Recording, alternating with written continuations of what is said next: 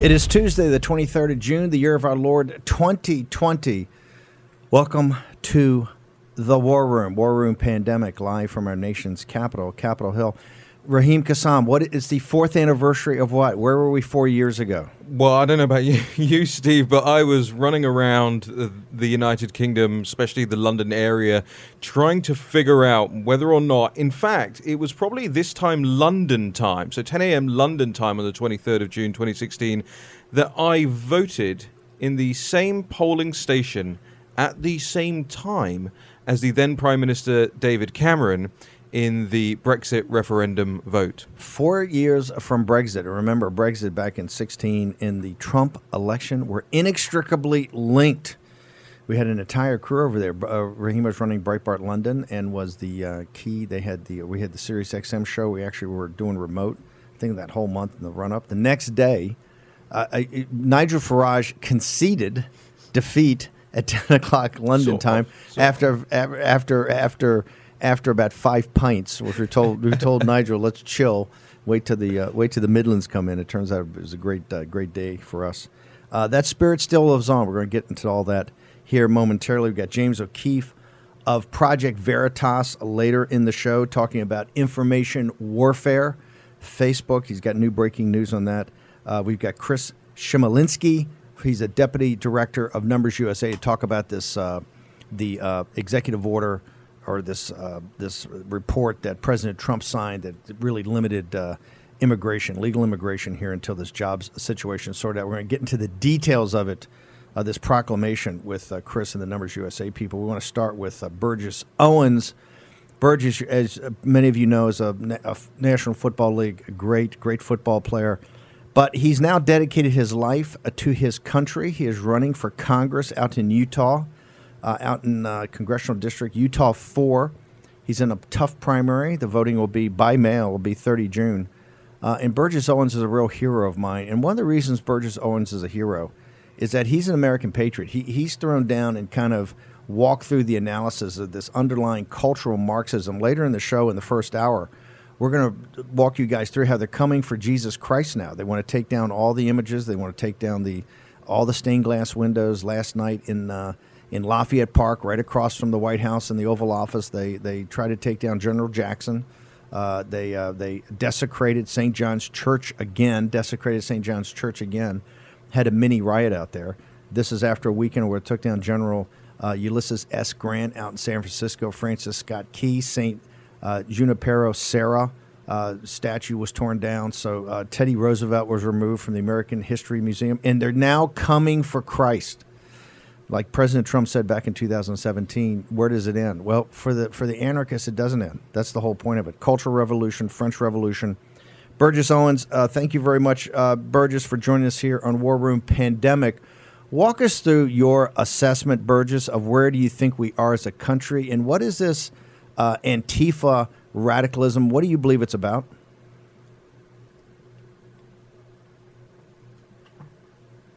Okay, we're having a technical problem with Burgess, our guys at AVN. By the way, we're on AmericasVoice.news. We're on the John Fredericks Radio Network. We're on Newsmax TV. We're going to get to Burgess here in a moment to get the sound, the audio working. It's a good start. I want to go good start. Always a good start. Welcome back, Vish. Vish's first day back. Vish actually was in a struggle session yesterday, so we wouldn't have any more silent interviews. Glad the lessons took. Okay, I want to go to until we get Burgess on. I want to go to Lafayette Park last night. How does this happen? How does this happen right across the street from the White House? And by that I mean, why these radicals? These are not protesters. This is the insurgency. They are right up against the fence where the Secret Service took 60 injuries 3 weeks ago. Yeah. Where's the White House on the organization of this? By the way, do we have Burgess now? Burgess, can you hear me? Is it okay now? Yeah, it's perfect now. Is that better? Yeah, thank you, sir. So perfect. Burgess, we had last night they tried to take over Lafayette Park. They tried to take down the statue of General Jackson. These radicals, they've just announced that they want to go to all the churches and take out all the images of Christ. They want to take out all the stained glass windows. They've taken down, President Theodore Roosevelt. They've taken down General Grant. They've taken out Francis Scott Key. Where do you think we are in this moment? You're running for Congress now. You've dedicated your life to the country as an American patriot. Where do you think we are as a country right now? What does this moment in time tell us? Well, thanks. First of all, Steve, thanks so much for the invite. I think what Americans need to know, and this is what I've been saying for the last 4 or 5 years, is that we're trying to put the heart and soul of our nation, and it's not something new. It's just now we begin to see what we're up against. It was 400 years ago. Those pilgrims came to this country, and they committed to the Mayflower Compact, a covenant between God and man that would allow us to have the freest country in the history of mankind. And we've been fighting a war ever since then. It's a spiritual war. And my context is that I grew up in a time where the black community understood that, where the black community was so focused on living the American dream, proving their worth, proving that this country truly does present its promises. And that's why I want to say this real quickly. That's why in the 40s, 50s, and 60s, the black community, because we believed in God, country, family, respect, education, led our country to growth of the middle class. Men matriculated from college, men committed to marriage over 70%, and percentage of entrepreneurs. What we've seen that happen to my race, my community, is now what's happening to our country. And it's an evil called socialism and Marxism. It's those who look like us and talk like us and give us a big hug and tell us how much they love us, but they have a totally different agenda. And that agenda is to destroy the very essence of who we are. We are a country that every single year gets better, every single generation gets better at looking each other inside out, not outside in, because we believe there's a God in heaven. No matter how we worship him, most Americans believe there is a God that guides us and directs us and protects us. And I tell you, that's what's going to bring us back, by the way. What we're seeing now is that we finally have an ideology of bullies and cowards that's behind the curtains for decades. But what happened is we, the people, did something in 2016 that was not expected. We do the right things at the right times for the right reasons. It's within our DNA. We elected a president that drove the left nuts because he understands his focus is American people, love for country. They all of a sudden they're off their game. They can't do what they've done with our last president, so that who have sit back and allowed our country to continue to drift left. So they're doing things that I'm sure they never thought they would do. They're totally unashamed. They have no strategy other than just being crazy. And American people are waking up to this. So the fact that they're trying to destroy our history, by the way, Karl Marx said it very clearly back in 1800s, the first battleground is rewriting of the history. You take away Americans' history, you take away our essence of who we are, how far we've come, what we've done that no other country's ever done, and what we the people have done together. That is what's made us so special. So we need to really understand as a country. And I don't care what party we're a part of, by the way. My Democratic friends who love our country, who want the great things for our future, our independents who are just trying to figure out the right thing to do and which way to go, and our Republicans who in the past have not been engaged. Now is the time to stand up. Our country needs you in a big way. And this election, 2020, will be the second chapter of a miracle that Americans will look back on in one day and say, you know what? We were there. We understood the enemy. We understood the evil going up against us, and we were there to man up, woman up, and vote the right way and get our country back. So I'm excited about where we are right now, because Steve, I'll tell you, and let me just say this real quickly. We have about 18 or 19 seats right now of potential freshman Republicans coming in. This group is going to be so unique, so different, because they're not politicians. They're like me. They've never thought about being a politician. We are true patriots. And we're there now that we understand what loving American leadership looks like. We're going to be there to finally attract and deal with those issues that in the past we have not had to deal with, or we could not deal with, because we had the leftists always putting up barriers for us. Let's look at this new group, and we'll call them the SEAL team. They'll come in and we're going to start doing things that, whether it be dealing with our educational system, which is turned into a little Marxist laboratories, whether it be dealing with our budget or our health care, or immigration, those issues that really cut to the chase what our country is all about. We have a team that's going to come in, and I promise you, give us a chance to get back this House, put some backbone in our Senate, give our president a chance to, for the first time in 4 years, to really move forward without two hands tied behind his back. I promise you, we're going to have a day of renaissance in our country that many Americans never thought was possible, because we'll come together, allow our small businesses to finally do what they do best, get our economy back, and allow people to experience what the American dream really looks like.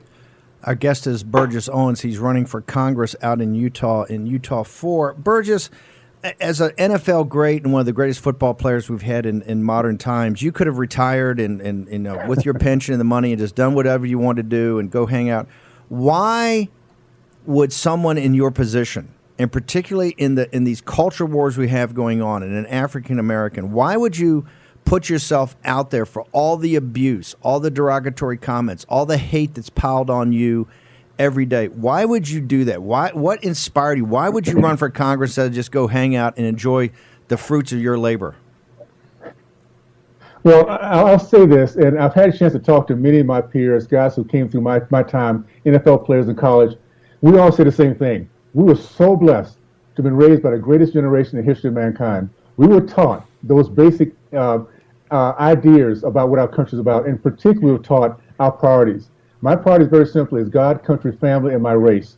And guess what? When you think that way, and you see a generation before us that actually went to war, came back and built a remarkable middle class, and they care more about their country than they care about anything else, it's very easy to duplicate and replicate that. I'm just thankful that I grew up in the time I did. Again, the days of KKK, Jim Crow, segregation. But in my little community was an awesome examples. My community, which was again, 50% of them were business ownership, which equated to 50 to 50% of us are middle class across our country. So we were taught what it was to live the American dream. As a matter of fact, we were taught if somebody told us we couldn't, that Americans stand up, man up, and we proved them wrong. So at this point, I realized this. I've been working for the last few years with kids, those at-risk kids. I started a foundation called Second Chance for Youth. Because kids boys and girls coming out of the juvenile system, finding out that 70% go back in because the left will destroy lives. That's how they get their power. And I realized that my kids here in Utah, the kids across our country, those who would represent our true future, have no chance as long as the leftists continue to hold on to the House, because their strategy has always been misery. The thing about evil, the thing about Marxism and socialism, is that there's no light, there's no shame. They love destroying people's lives, destroying their futures, destroying their hope, and out of that they get their power. It's always been the case. Go back to Marx and Lenin. There's never been a time in our history that there's been anything good that's come out of Marxism and socialism. The biggest thing about these people is that it's a stealth. They're so good at deceit and propaganda and laying in wait, and they've been doing that for decades. So we now have a chance because of, again, a president who has driven them crazy. They just don't know how to deal with someone who fights bullies. And because they don't, we can finally see what it looks like to have a panicky left who realize they're about to lose their power. And we the people, we the American people, see it. We don't like what we see in the streets today. We don't like the destruction, the disrespect, the lack of any kind of harmony. We understand that as intrinsically. So even those that might not speak up like I am right now, they get it. And I predict that American people will come together this coming fall, Democrats, Independents, and Republicans, and recognize it's not about a party. It's about our country. It's about our culture. And I'm so excited that American people show ourselves again. Burgess, I'm going to ask you to stay over we're going to take a short commercial break. I got a couple more questions I got to get to you. Burgess Owens, running for Congress in a primary June 30th out in Utah 4. We're going to take a short commercial break. We're going to return with Burgess Owens. We're also going to have the people from Numbers USA to talk about this immigration order that the president signed. Hashtag War Room Pandemic. If you don't think there are voices out there that can punch back, you haven't met the people that come to War Room Pandemic. Burgess Owens is one of them. We're going to return with Burgess Owens in a moment.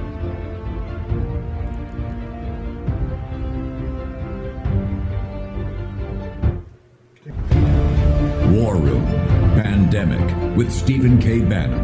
The epidemic is a demon, and we cannot let this demon hide. War Room Pandemic. Here's your host, Stephen K. Bannon. Okay, we go back to Utah and Burgess Owens, who's running in a Republican primary. The voting is on the 30th of June. Burgess, I hear you, and you talk about the 40s, you talk about the 50s, you talk about the 60s. Look, I was raised in Richmond, Virginia, in a neighborhood that became predominantly black, starting in the 60s when all the whites fled to the suburbs, and my folks stayed, and it was the best decision they ever made. The neighborhood's a fantastic neighborhood, but it's exactly the people you're talking about, working class and middle class African Americans that owned their own businesses or had good jobs, high paying jobs as blue collar workers. because America had a manufacturing base, and Richmond had a small manufacturing base there that people worked at. But the question for you, Burgess, is quite simple. For you to say this today, for the people on MSNBC and CNN that will never have you on, you're an Uncle Tom.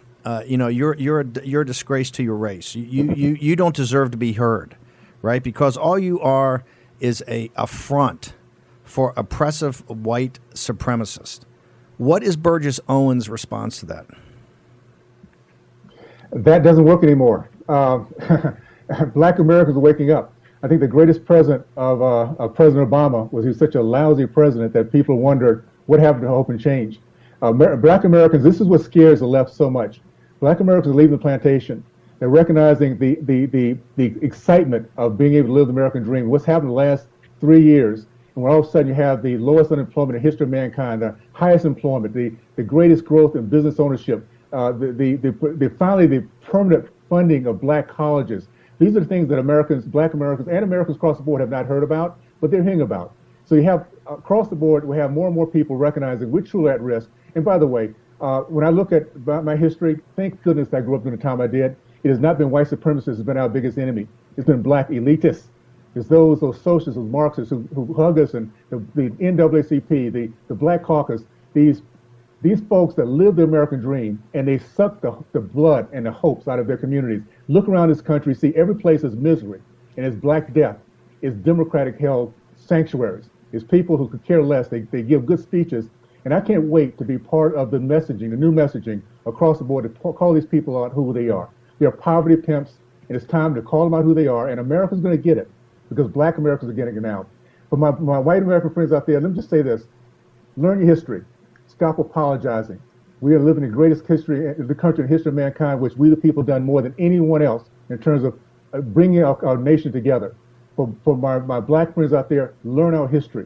Learn what we've done in this country and the greatness that we've been able to experience because we can live the American dream within one generation, which my dad did. It is amazing what we live here, but it's time to learn our history, guys, because the leftists have been at us a long time, stealing it and subverting it and teaching us all kind of stuff that's not true. Again, the first battleground is the rewriting of history, Karl Marx. And if we understand who our enemy truly is, we'll come above this thing and have the greatest next 4 years we never have. So I look forward to being part of that process. Burgess, by the way, Burgess for Utah. We're going to get to Utah.com. we're going to get to all that in 1 second. One last question: if you were in the Oval Office today with President Trump one-on-one, what are the 2 or 3 actions you would recommend he take immediately? Well, I know the first thing I'm going to do when I get there is we need to take care of our educational system. We've had cowards and bullies that's been hiding within our infrastructure, within our colleges, teaching our young kids coming in into innocence to leave there hating our country. We need to do something in which our colleges are held accountable. If they cannot produce a product, we need to claw our money back. If they cannot give us a curriculum that allows our kids here, to the greatest kids in our country, to be able to do what they do instead of importing talent from other places, we need to claw our money back. So I would suggest that would be the first thing. And other than that, just keep doing what you're doing. Fight the bullies, go at them full time. My dad told me real early, the way you fight bullies, you run them as fast as you can, hit them as hard as you can. You're doing the right thing there. Just keep it up and know that we're behind you in this country as we get this new election coming in 2020. Americans across the board, we're going to finally have a way of understanding not only how to keep our country moving forward, but to really pull out the insidious Marxists and socialists that's been hiding behind this curtains for all these years. Point who they are out so our kids can have a much better future as we move forward. Burgess, how do people get your Twitter feed? How do they get to your campaign? How do they donate? Okay, Burgess for the number 4 Utah. Go there. We're in the last few weeks, last few days, basically, whatever you can do to support. This district is between 1 and 3, a must-have by both sides. So Democrats must have it to keep their power. We must have it to get our country back and our culture back. So support me, guys. And all the other 19 other districts across this country to get our house back. We win big time once we do that. Burgess Owens, you're an American patriot. Thank you very much for joining us today on War Room Pandemic. Thank you, Steve. Thanks for the opportunity, everybody. Appreciate it. That's a mic drop. Wow, just amazing. I mean, I seriously recommend that he write a book of his dad's sayings. I wrote 2 of them down because they were just so amazing. He said when he was a kid and he was told he couldn't do something, he said his dad told him, "You are an American. Stand up and man up. How do you deal with a bully? You run at him as fast as you can. You hit him as hard as you can." Oh, inspiring. The conservative clergy of color, the Sonny Johnsons, the Raynard Jacksons, the Sheriff Clarks, the Burgess Owens. This has got to be this is the flying wedge, right? We don't need to white patriarchy mansplain this. And you know why? They're better people that can talk about it and have a lived experience and will get in your grill. Every one of those people I just named, there's no back down to them. None. They're not like these wimpy politicians you see every night yammering around or you don't see on TV. You notice they're all ducking for cover, right? Well, Raynard Jackson and Sonny Johnson and Bishop Shines, right? And the other conservative clergy of color and Sheriff Clark and Burgess Owens, they're not only in your grill, they want to be in your grill. They're looking for a fight. You talk about punching back and fighting back and people cowering and everything like that.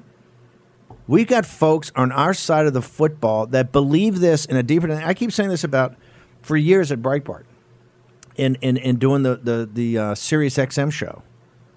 I said, you don't understand. It's like the church in China. You don't understand what it is to be a Christian until you can't practice your faith under penalty of death and torture and prison. That's when you understand it. That's how the Chinese. Why do you think the church in China is more robust than the church here? You think they're backing down in China? They are not backing down in China. You know why? They're oppressed every day. That's why Sonny Johnson, Burgess Owens, they get the abuse they get. Look at last night. We're going to see this later in the C Block. In Lafayette Park, 100 yards from the White House. 100 yards. The African-American, Hispanic police officers, the abuse they take, and I'd say, hey, I think the toleration of that is over. The police should not have to sit there and take the abuse they're taking. It's unacceptable. And they particularly target African-American. And I got to tell you, the African-American and Hispanic women police officers are saints. The abuse these people take individually, just watch it. Watch the video. Don't listen to Steve Bannon. I'm not here to mansplain it to you. Just watch it. And you don't think Burgess Owens gets that every day of his life? You don't think Sonny Johnson gets that? Raynard Jackson? Every day of their life? They're out there. They're like the persecuted church in China. They're persecuted here. Right? All we have to do is provide them a platform and let it roll. They don't need talking points. They have lived experience. This is about action, action, action. No more talk. And this whole thing, we don't need rallies. We don't need people saying the messaging, the rallies they got to do. Here's what you need. Action, action, action. And now I want to bring on somebody that I think is another one of the rock stars out there supporting this country. And if your kids have jobs and your neighbors have jobs and the African-American community, Hispanic community have good-paying jobs, it's going to be groups like Numbers USA. Chris Chmielenski is the deputy director and absolute hammer. He was at the wall with us a year ago in the blazing sun of El Paso, Texas. I'm going to get to that in a second. But this proclamation that was signed last week, Chris, all we're hearing were bad things coming out here. There are going to be so many exemptions, the au pair exemption, which was then going to list out all these other things. Somehow you guys got to because as soon as President Trump understands what the issues are, his default position is always to do the right thing. And it seems to me in this proclamation, we got a couple of minutes here, but I'm going to bring you back off the break. Just walk us through exactly, technically, what was signed and what does it mean, and then we'll get to the analysis of it. Absolutely. First, thanks for having me. But the country brings in about 1 million guest workers every single year. So the big question is, why are we going to continue to bring in these guest workers when we've got 45 million people who've lost work throughout the pandemic? So this proclamation yesterday, this was huge. This was unprecedented. No president, at least in my lifetime, has taken these kinds of actions. So what President Trump did yesterday was he suspended the admission of recipients of H-1B visas, which is the high-skilled temporary guest worker program, H-2B visas, which is low-skilled, L-1, which is intercompany transfers, and a couple others. But those are the three big ones. And this is going to put a huge dent into the number of foreign workers that we bring in every single year. And it's going to reduce the foreign worker competition, and it's going to help those 45 million Americans get back to work. What can he? We got about 30 seconds. Could he extend this past next year? Is it possible to do a proclamation, that executive order that's actually longer, or is it these have to be on an annual? Is it self-imposed that it's every 6 months or every year, or could he do it longer? Not necessarily self-imposed, but I think they're looking at it where they hope that America is 100% fully back in 6 months. But if we're not, I expect that they'll probably look at extending it. I mean, this is just. I tell you what, we're having audio problems. We're gonna have to bounce for a commercial break. We'll be back in a second. Stephen K. Bannon, War and Pandemic. Go to hashtag War and Pandemic. Go into the YouTube live chat. Want to hear exactly what you have to say. And remember, it's Burgess for Utah, the number 4. I want everybody to flood the zone on that website. We're going to turn in a moment.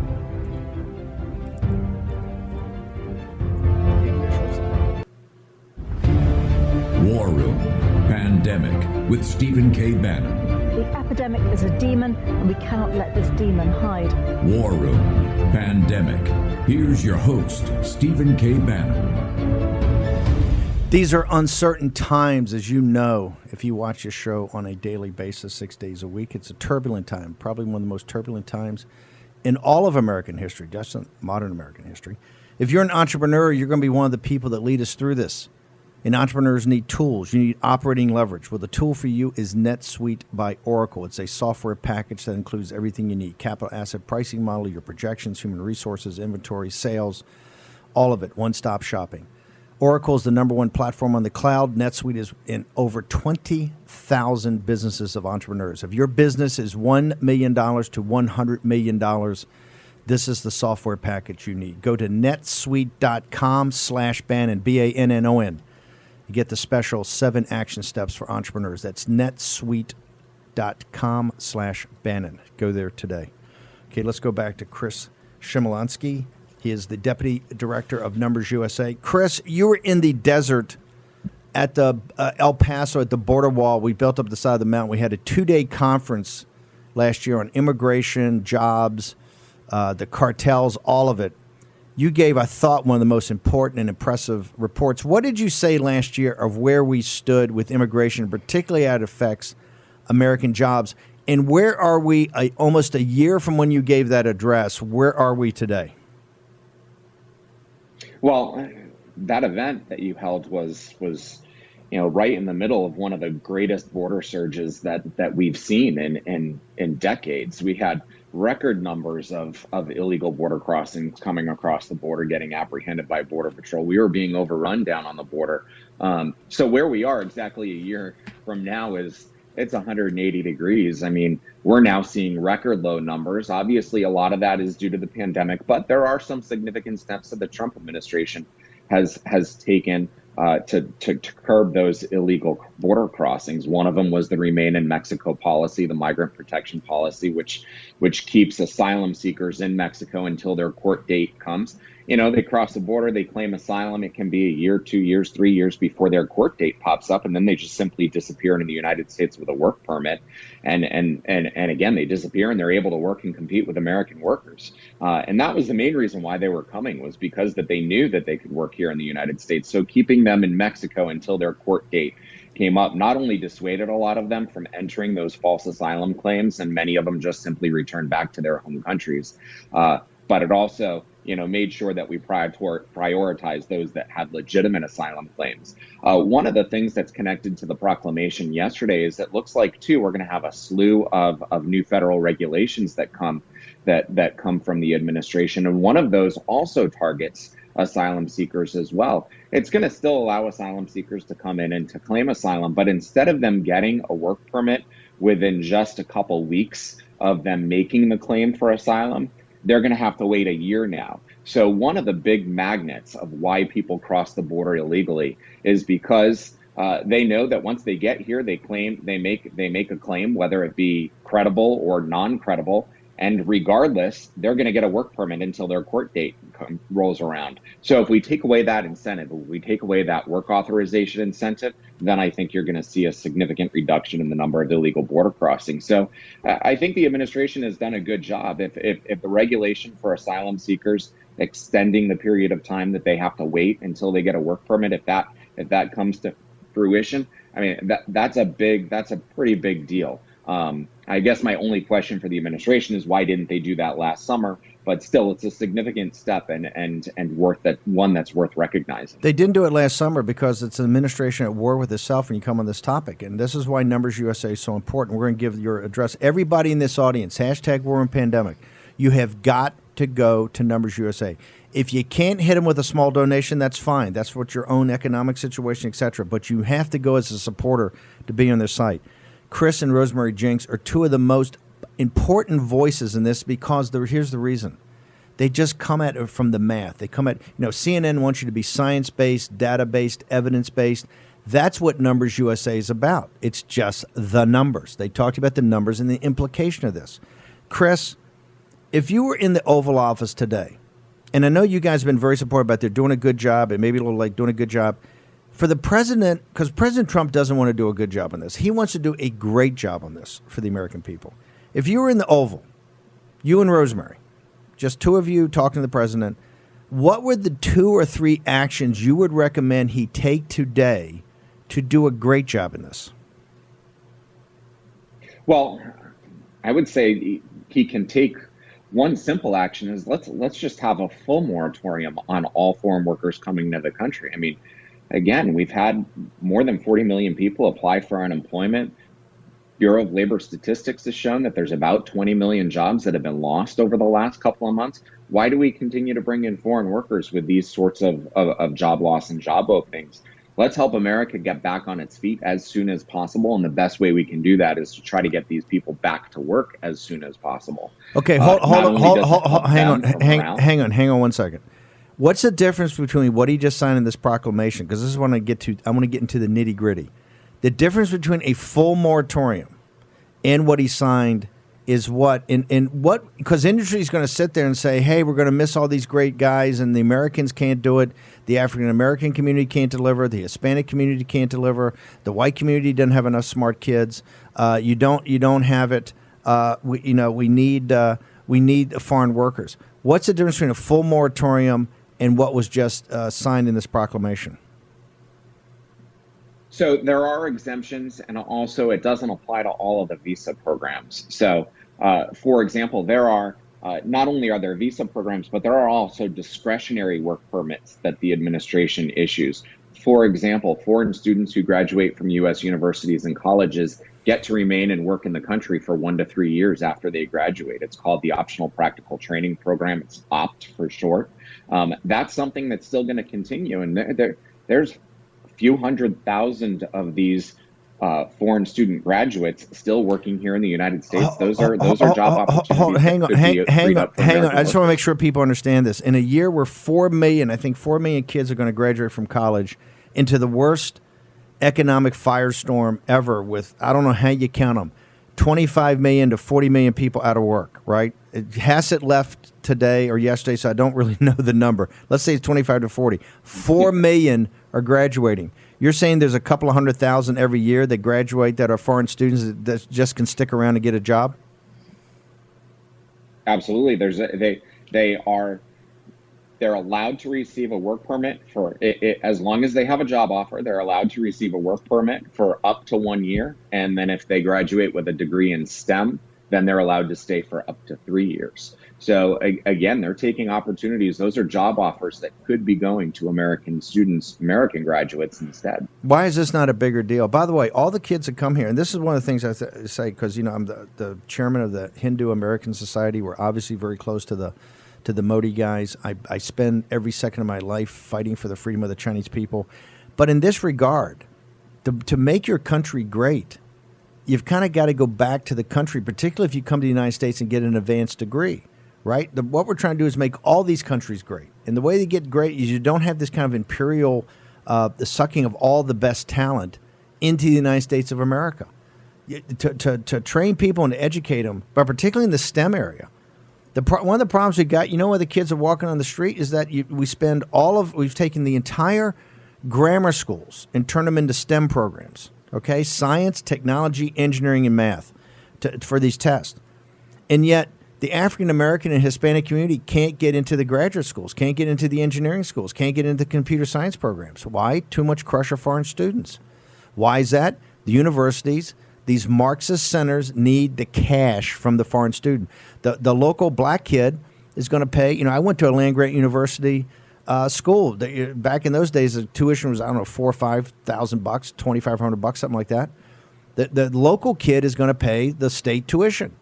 The kid from overseas is supported by his government is going to pay full freight, $40,000. That spread, that arbitrage, is what goes to finance a lot of this tenure and a lot of this stuff for these Marxist professors. Which the whole thing's a cultural Marxist is a nightmare, right? This progressive education system.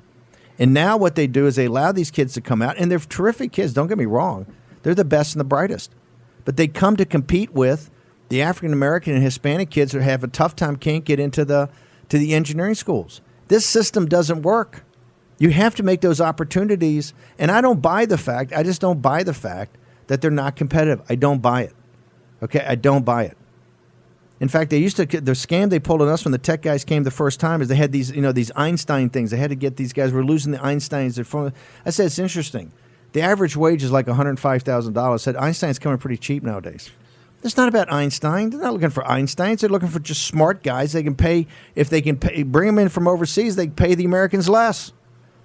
This is the scam. It's higher operating margin. Higher operating margin means higher stock price. Higher stock price means that the CEO's options are higher. That's why you had this huge discrepancy. What Burgess Owens talked about in the 40s and 50s and 60s, the spread between the workers and the CEOs wasn't that big. My dad was a blue-collar guy working at the phone company. Right? Like at the foreman level, and eventually came into kind of lower level management because, he's only a high school grad, but he's good at his job. But the spread between him in those days and the CEO, the president of the Bell Operating Company in Virginia, wasn't humongous. It wasn't spread. It's not some guy making, $300 million on his stock options. Why is he doing that? Because he's hiring labor that's cheaper. He's hiring labor cheaper. This is the scam. That's got to go. Why is that not a big deal? Why are you telling me this thing was great, which I appreciate what the president did, but why are all these outs? Why are these outs? Why is it not full moratorium?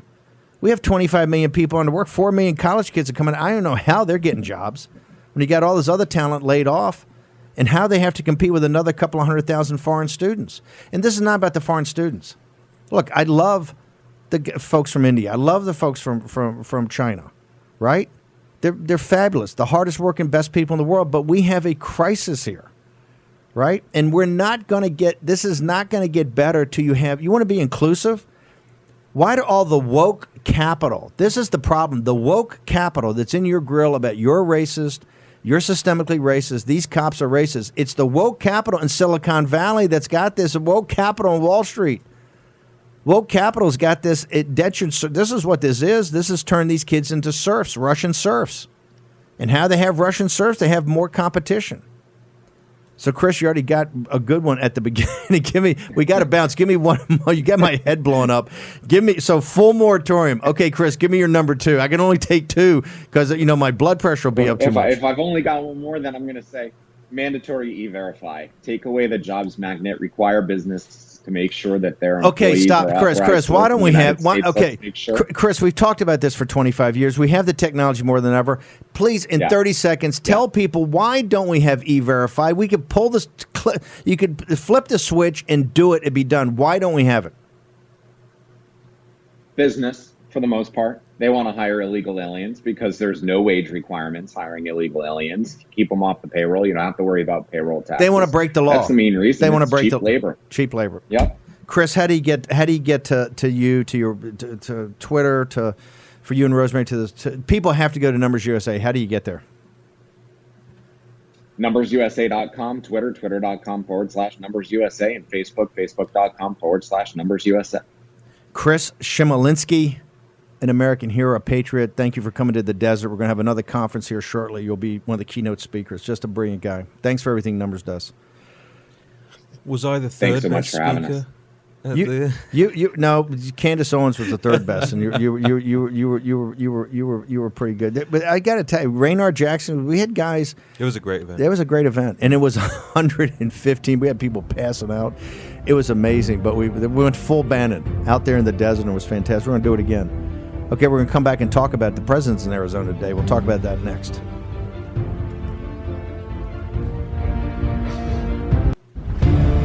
War Room Pandemic with Stephen K. Bannon. The epidemic is a demon, and we cannot let this demon hide. War Room Pandemic. Here's your host, Stephen K. Bannon. The times are turbulent and the times are uncertain. In those uncertain times, it's now time, I think, for you to look at your portfolio, your 401k, your assets, your resources, and to make some assessments. One of the assessments I believe you have to think about now is adding precious metals to your investment criteria. You can do that through 401k. You can do that through actually the ownership, et cetera. The company, Birch Gold Group, they're the finest out there. And what they have is a 20-page report that you should read. They're not trying to sell you anything. They're trying to get you up the learning curve. So go to birchgold.com/Bannon, Bannon. Get your 20-page report today, how you have to start to think about, is it time that you add precious metals, gold and silver, to your portfolio, particularly to your IRA. They're the leaders in the industry. Go there. Okay. Turbulent times. That's what we're here for. But I got to tell you, you talk about turbulent times, we've got the winning formula. It's quite simple. Action, action, action. Burgess Owens. Is Burgess Owens a leader? Does Burgess Owens deserve to be in Congress? We need Burgess Owens in this moment in American history, like we need Raynard Jackson, like we need Bishop Aubrey Shines and the conservative clergy of color, like we need Sheriff David Clark, like we need, I got to tell you, you want to talk about American heroes, you can sing all about the American heroes you want. Just look at the videotape last night at Lafayette Park, yards from the White House, yards from the Oval Office. And don't think every enemy of this country, the Chinese Communist Party, the existential threat to mankind at this moment in time, don't think they're not sitting there and belly laughing when they see that.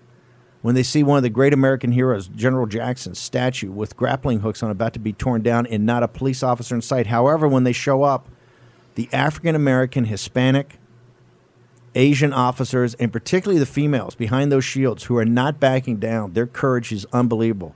Being spit on, being yelled at, called names, and you can't even play the tapes. You can't even play some of these tapes. You can't even play the audio because of the profanity. That's not peaceful protest. And those people, listen, somebody's got to stand for the police officers. They're not paid. And as a community, we're not there for them to be abused. What is this? They're not there to be abused. These are Park Service police. They're there for the national parks. Whoever told those kids, we sit there, yeah, you're going to have to be abused and spit on. No, that does not wash. If you want to come and protest, if you want to get a petition, if you want to get a vote and take it to city council, you want to do whatever you got to do in a democratic system to get into the debate of those monuments, make your case, argue your case, be passionate for your case. That's one thing. Even to go out and protest and carry signs and do whatever you got to do. Hey, that's the American way. I got that. But to sit there and throw the water bottles and throw this stuff, remember, 60 Secret Service officers were at that fence. And I got to tell you, President of the United States, he's got to start asking some tough questions about the people. Why was the fence taken down? Why were they allowed access back to the wall of to that fence in front of the White House?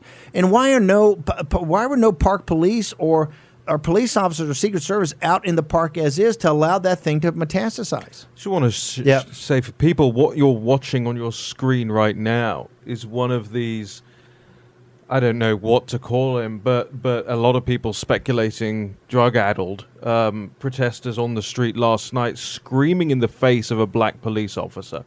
And this comes exactly back to what you were saying, exactly back to how Burgess Owens is treated, frankly, to how I've been treated as well over the years. Vish knows this as well. You just had the Uncle Tom movie come out. We cannot play the audio from this because it is too expletive ridden. But it's on my Twitter if you fancy the you have to. No, thing. everybody but has, and the radio audience, you have to go to Raheem's thing. You got to hear this. Hang on. Yeah. There is a moment in this which is deeply, deeply shocking, and it's shocking because nobody says or does anything to stop this guy. He calls the black policeman a B-A-N-word. It rhymes with witch, it rhymes with glass, and then the N-word. To his face. And nobody in the Black Lives Matter protest, none of these guys' friends who are standing around that you can see in the video, say anything. This is because it's Marxism, and I tell you why. Because the black police officer is looked as part of the white supremacist, heteropatriarchy oppression force. That's why he's not an individual. He's not a human being, right? He's not. He's lost his humanity. They've humanized these guys, right? And that's why they're allowed to do it. These officers are not paid.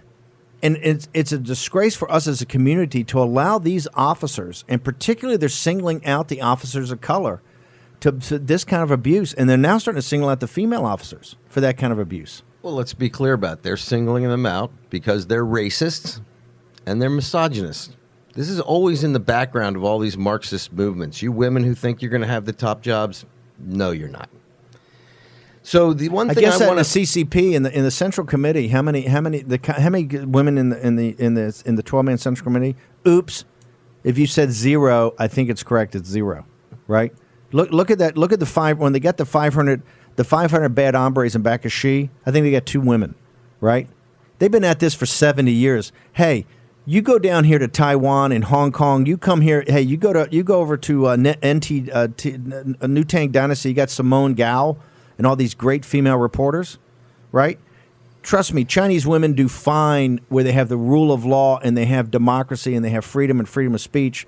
I see the women on fire, right? I don't quite see that in mainland China. I don't see it in the Marxist system, right? The other thing I think we got to talk about is this thin blue line. America, look at that thin blue line. It's got every single skin color on it. It's got every sex, gender, whatever you want to call it. These are Americans. They reflect America.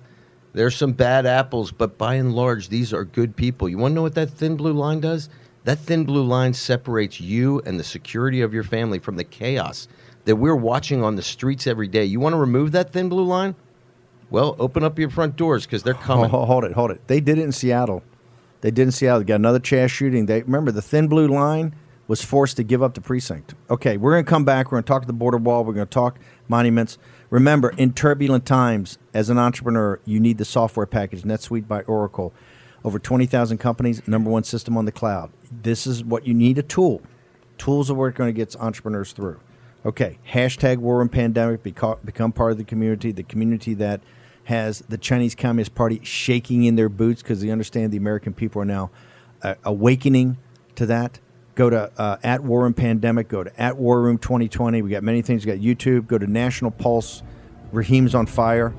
Thank God, Raheem got a girlfriend. Now he's fully working. Okay, we're gonna return at the border next.